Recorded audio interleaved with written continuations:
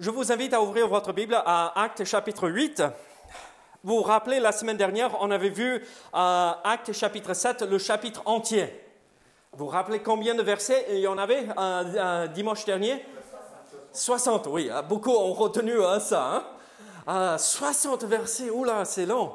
Mais aujourd'hui, on va regarder que 4, d'accord?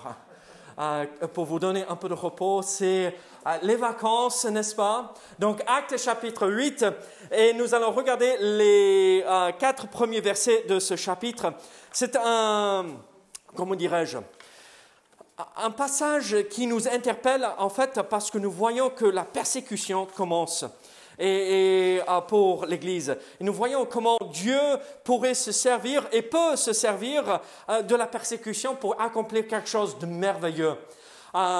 Nous n'aimons pas la persécution, mais Dieu, dans sa majesté, dans sa grandeur, peut utiliser toujours les choses mauvaises de ce monde pour accomplir quelque chose de merveilleux. Donc la Bible dit dans Actes chapitre 8, verset 1er, Saul avait approuvé le meurtre d'Étienne. Il y eut ce jour-là une grande persécution contre l'église de Jérusalem. Et tous, excepté les apôtres, se dispersèrent dans les contrées de la Judée et de la Samarie. Des hommes pieux ensevelirent Étienne et le pleurèrent à grand bruit. Saul, de son côté, ravageait l'église, pénétrant dans les maisons. Il en arrachait hommes et femmes et les faisait jeter en prison. Et lisons verset 4, là tiré de votre propre Bible. Ceux qui avaient été dispersés allaient de lieu en lieu, annonçant la bonne nouvelle de la parole. Prions ensemble. Seigneur, merci pour ce que tu fais pour nous dans notre vie. Seigneur, comme nous avons dit déjà ce matin et comme nous avons déjà partagé, nous sommes vraiment bénis. Mais Seigneur, la bénédiction ne veut pas dire qu'il n'y a pas persécution et souffrance. Seigneur, la bénédiction que nous recevons de ta part, la plupart du temps, la grande majorité des fois, c'est des bénédictions spirituelles.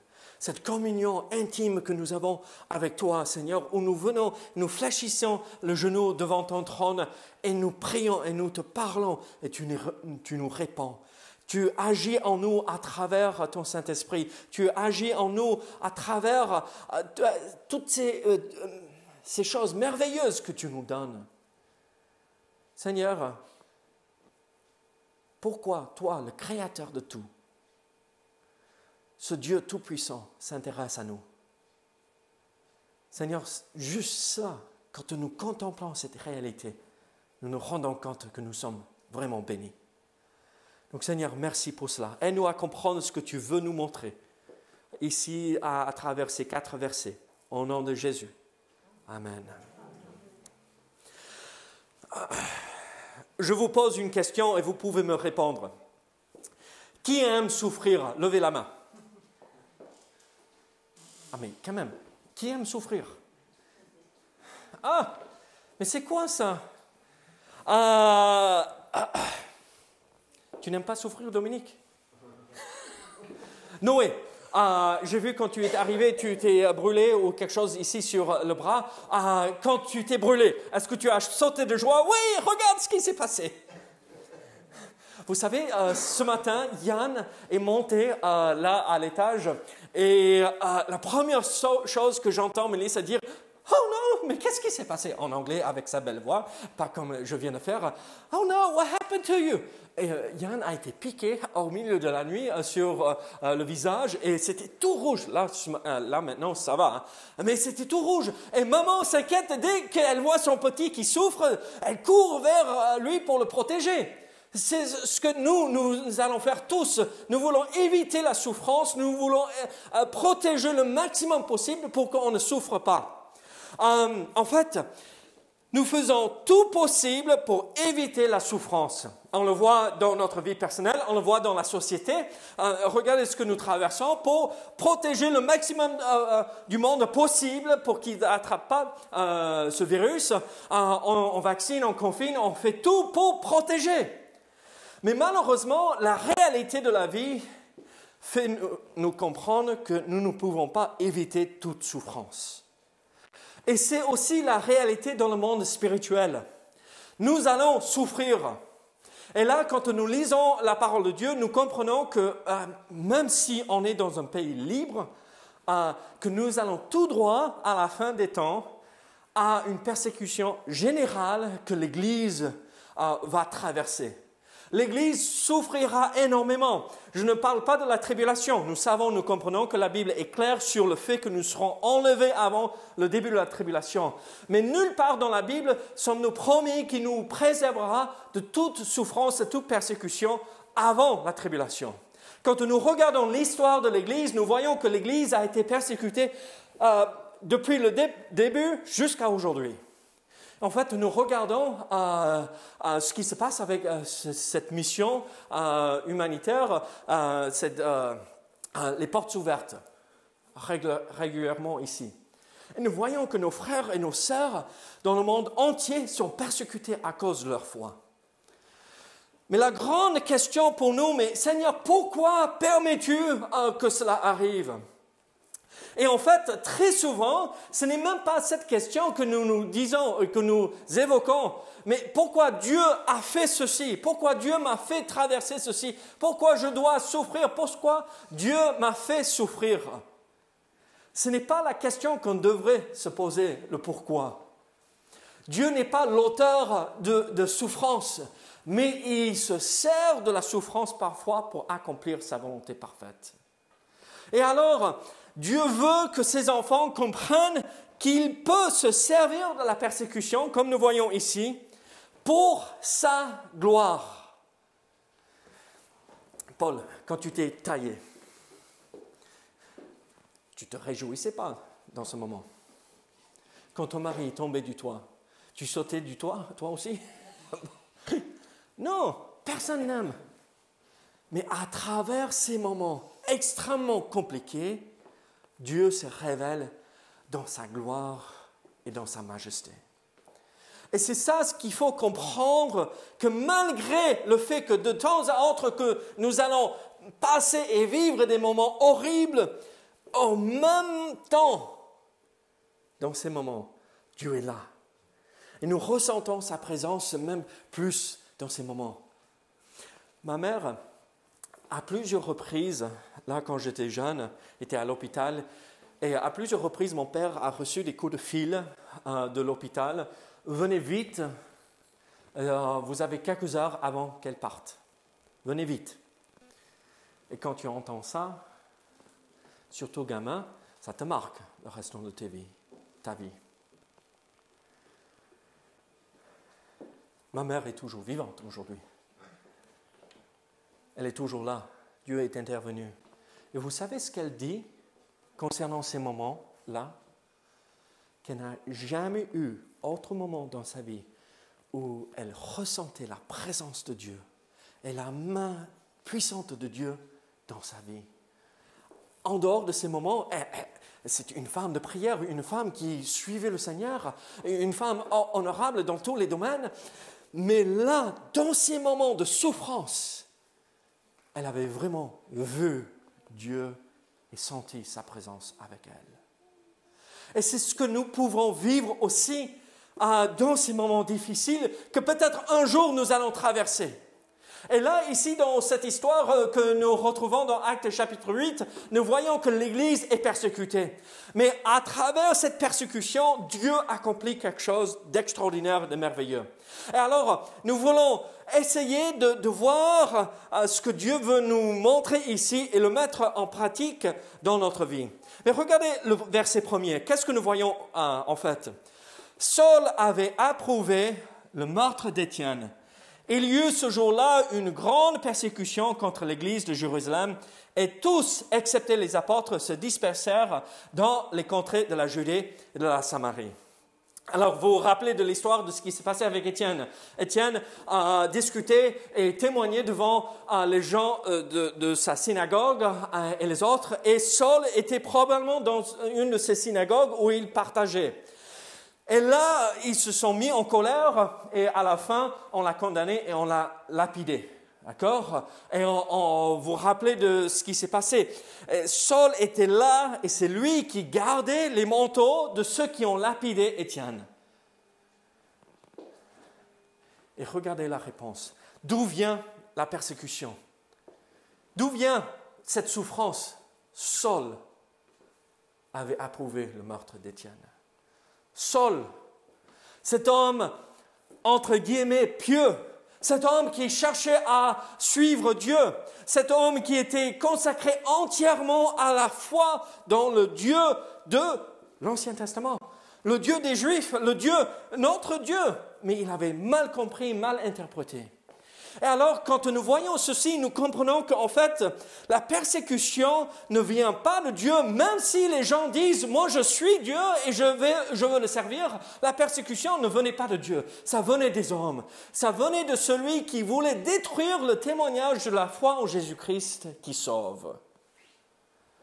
Et mes amis, là, dans l'avenir, peut-être pas pendant notre vie, ou peut-être dans notre vie, nous allons faire face à des choses difficiles.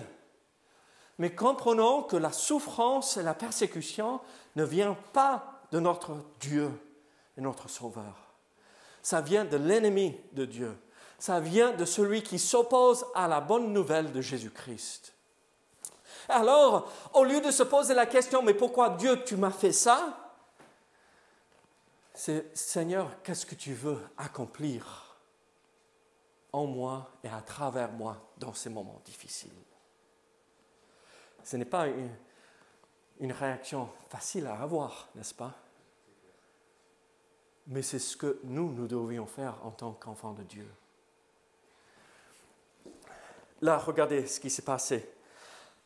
La persécution ne venait pas de Dieu, mais ça venait des hommes. Ils s'opposaient au message du salut en Jésus-Christ. Mais regardez comment ils ont dit, Saul avait approuvé le meurtre d'Étienne. Le mot approuvé dans la langue grecque, dans le langage, là au départ, vous savez ce que ça veut dire? C'est ceci. On frotte les mains et on est content. Ah oui, c'est bien ça. On est presque joyeux dans l'approbation qu'on donne. C'est ouais, chouette, enfin. Ah oui, c'est une bonne chose, enfin. Donc on voit la méchanceté de Saul à ce moment-là. On voit qu'il est content de pouvoir jeter les gens en prison. C'est extraordinaire. On voit cette haine pour la vérité. Galates chapitre 1, versets 13 et 14 nous fait comprendre, l'apôtre Paul avait dit qu'il persécutait, il outrageait l'Église. Et ça lui faisait plaisir. Ce n'est pas très réjouissant ça, n'est-ce pas? Regardez, on continue, il dit, il y eut ce jour-là une grande persécution contre l'Église de Jérusalem. Il y eut ce jour-là. Avant, tout allait bien. Il y avait combien qui se sont convertis le jour de Pentecôte? 3000. Après, quelques jours plus tard, on dénombre 5000 hommes, d'accord? Et on ne compte pas les hommes et les femmes et les enfants, d'accord?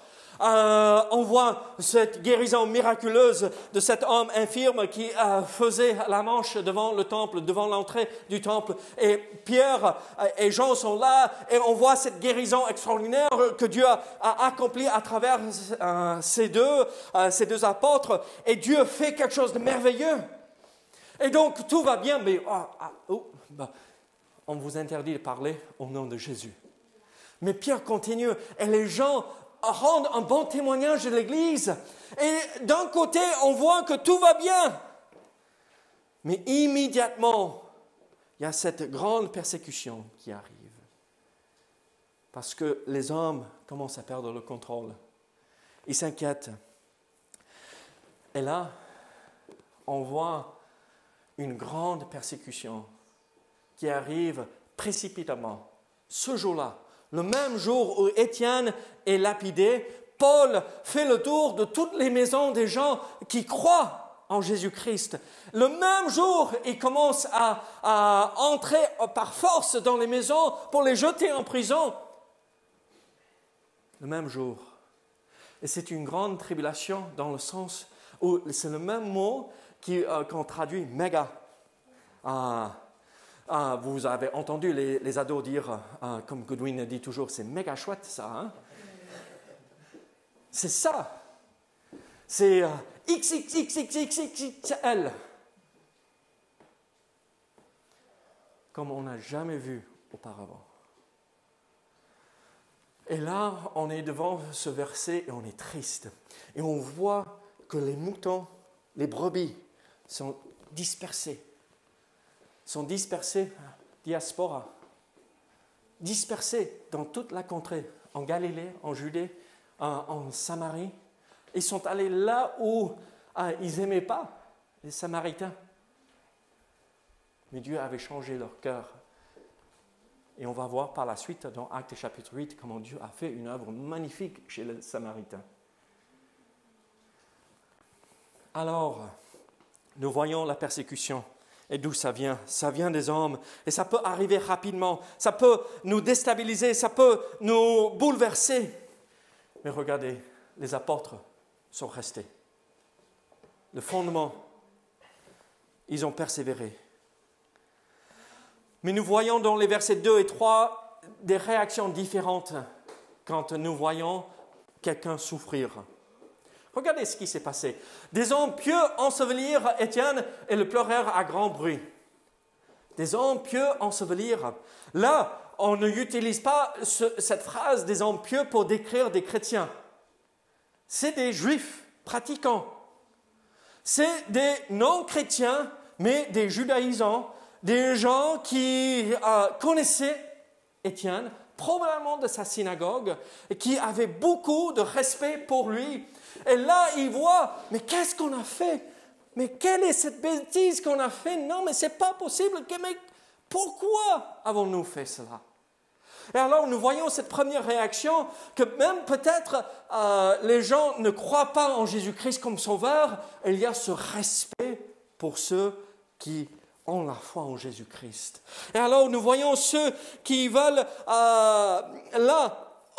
protéger les croyants. Mais en verset 3, nous voyons cette autre réaction. Saul, de son côté, ravageait l'Église, pénétrant dans les maisons.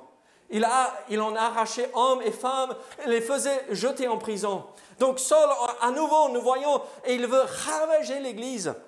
L'idée, le même mot est utilisé pour décrire ce qu'un sanglier fait quand il ravage un champ. Ou un lion qui déchire un autre, sa proie. C'est ce qu'il fait. Alors, il y a ces deux réactions possibles.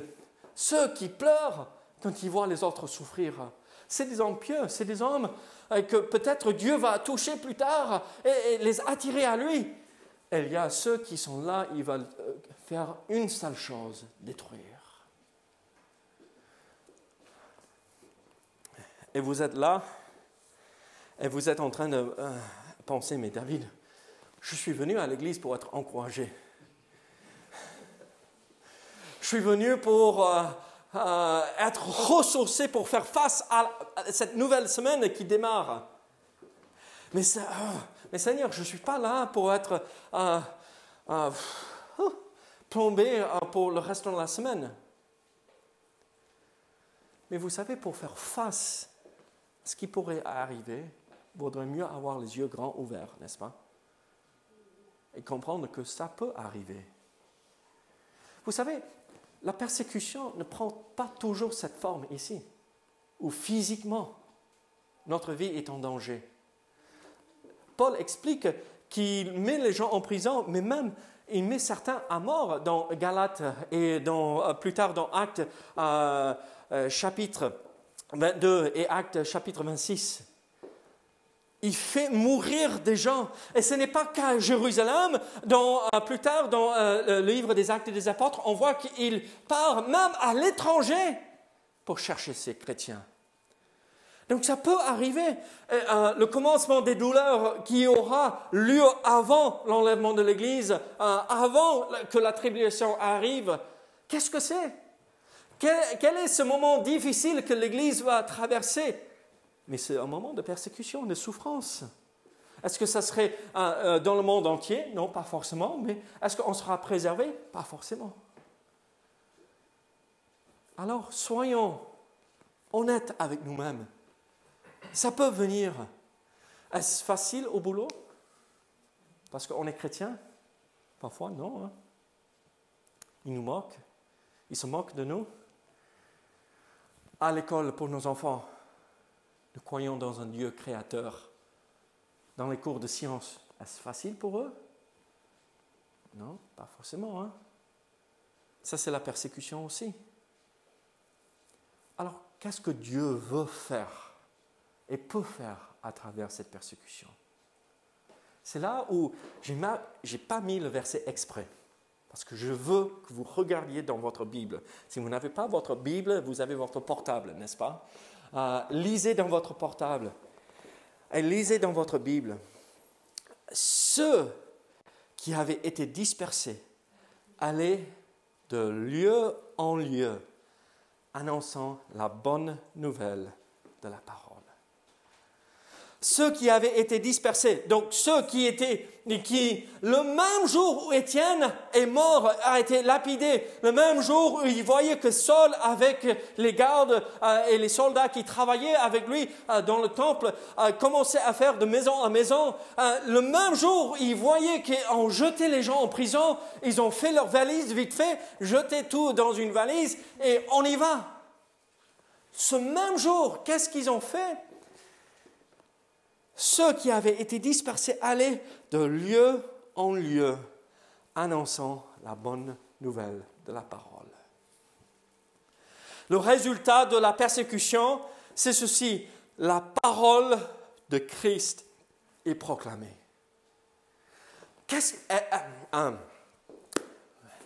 Sylvia, si tu es persécuté parce que tu crois en Jésus-Christ, j'espère tu ne feras pas comme moi. Parce que si je suis persécuté parce que je crois en Jésus, ma réaction naturelle humaine sera de faire quoi? Je fais la valise, je prends mes enfants, je les mets dans la valise, on ferme tout et je mets sur l'épaule et on commence à courir. Est-ce que je vais prendre le temps de parler aux autres de Jésus? Probablement pas. Hein? Mais qu'est-ce qu'eux, ils ont fait? Ils sont allés de lieu en lieu, annonçant la bonne nouvelle de Jésus-Christ. Peut-être Dieu Dieu fera grâce, n'est-ce pas? Il donnera la force et le courage dans ce moment. Humainement parlant, si je suis persécuté à cause de ma foi, je vais me taire. Mais il y a un autre aspect qui vient se superposer sur ce côté humain. Dieu en nous. Et Dieu nous donne le courage. De lieu en lieu, ça veut dire, vous savez ce qui s'est passé? David a sa valise avec les deux enfants, Yann et Caris, Mélisse sur l'épaule, et je cours. Je n'ai même pas le temps de faire le plein. Donc, je roule avec la voiture le plus loin possible. Après, je suis en panne d'essence. Après, je descends et on court encore. Et là, la nuit, on s'arrête. Et ce même moment, ce même jour, là où je me retrouve, je partage à nouveau Jésus-Christ. La raison pour laquelle j'étais chassé de chez moi, je continue à partager. Mes amis, l'Église, pourquoi nous ne le faisons pas aujourd'hui? Remarquez aussi que ce n'est pas les apôtres qui ont été dispersés. Eux, ils sont restés à Jérusalem.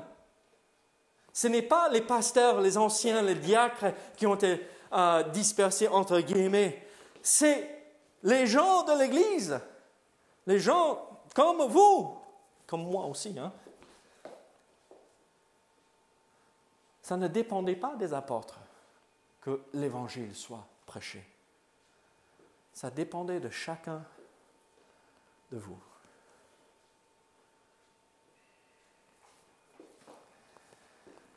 Vous savez, le plus fort témoignage, c'est celui qui n'abandonne pas la foi face à la persécution, face à cette souffrance. Ils allaient de lieu en lieu, annonçant la bonne nouvelle de la parole.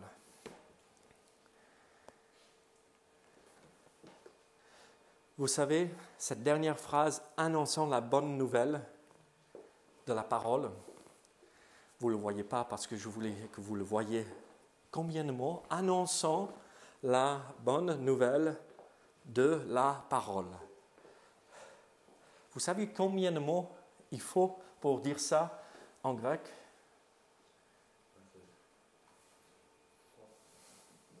3. Le français est compliqué, non? Mary Jo. 3. Annonçons la bonne nouvelle, c'est un seul mot, c'est le verbe, qui a le sujet intégré dans le verbe et tout cela, d'accord? Qui veut dire, ils ont prêché. Ils ont, comme on a dit la semaine dernière, prêcher ne veut pas dire ce que le prédicateur dit, c'est partager. Partager Jésus-Christ. Et le mot évangile est tiré de ce même mot qui annonçant la bonne nouvelle. Évangile, evangelion. Mais évangéliser. Évangéliser, ça veut dire, même dans la souffrance, même quand ils avaient tout perdu, vous savez ce qu'ils disaient? Mais même si j'ai tout perdu, c'est une bonne nouvelle. C'est une bonne chose. Je ne peux pas le garder pour moi-même. Je ne peux pas rester silencieux. Je dois partager cette chose merveilleuse qui m'a coûté tellement cher. J'ai perdu mon boulot, j'ai perdu ma maison, j'ai perdu tout. Mais c'est toujours une bonne nouvelle. Écoutez ce que la Bible dit dans 2 Corinthiens chapitre 4. 2 Corinthiens chapitre 4, nous voyons ceci. 2 Corinthiens chapitre 4, verset 13. Et comme nous avons le même esprit de foi qui est exprimé dans cette parole de l'Écriture, j'ai cru, c'est pourquoi j'ai parlé. Nous aussi, nous croyons et c'est pour cela que nous parlons. Nous avons cru et c'est pourquoi nous parlons. Avez-vous cru en Jésus-Christ comme votre Sauveur? Tout comme l'Église du 1er siècle, on devrait dire, nous avons cru, c'est pourquoi nous parlons. C'est pourquoi nous parlons, nous partageons, nous annonçons la bonne nouvelle de la parole.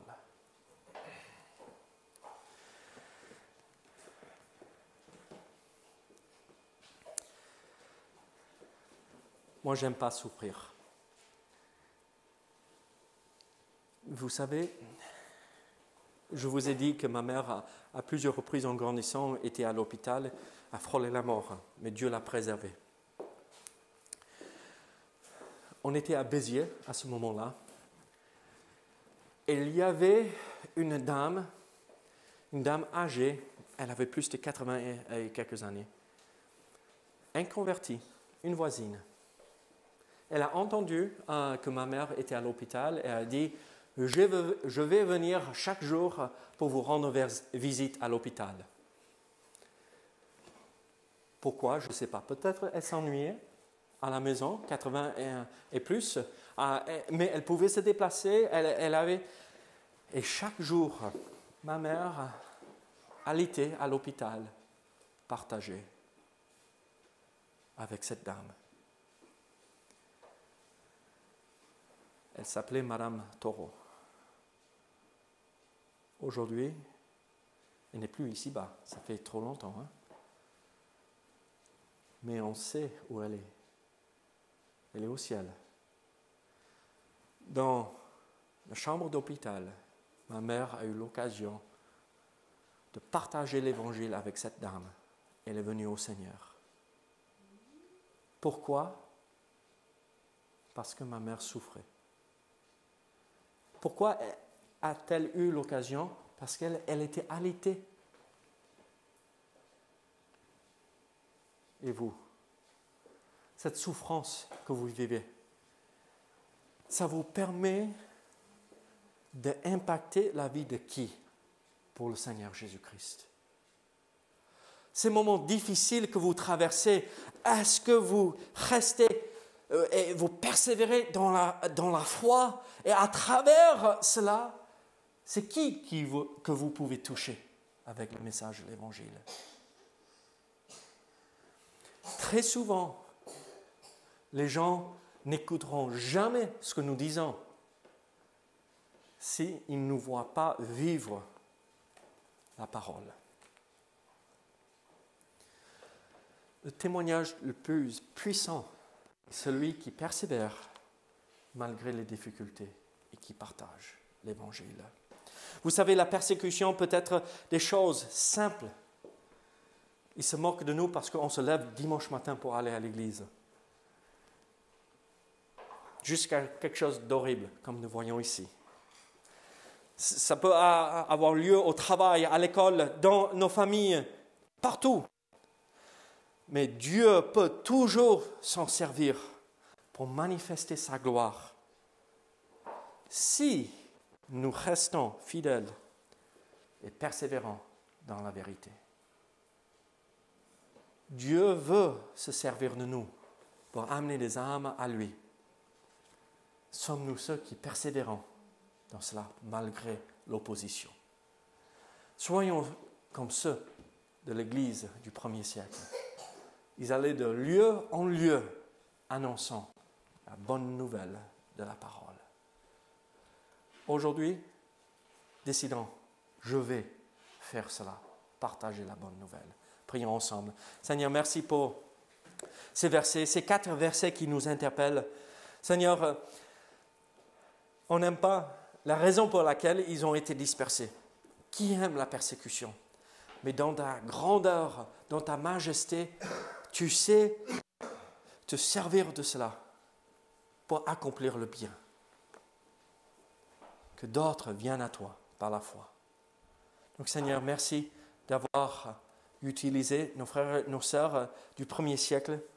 Mais Seigneur, aujourd'hui, nous te prions que tu te sers de nous dans ce même domaine pour être fidèles dans l'annonce du message qui sauve. Nous sommes des simples serviteurs.